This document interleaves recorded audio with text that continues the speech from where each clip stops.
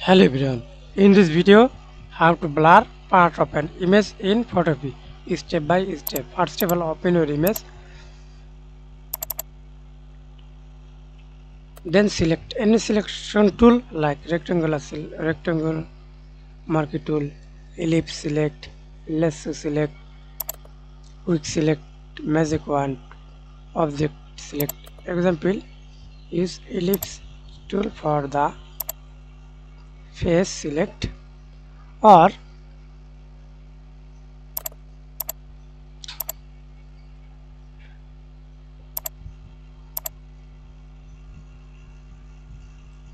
select on part image, go to filter tab, blur,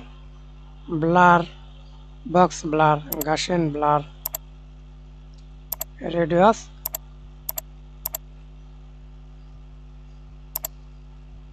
OK. Press Ctrl D.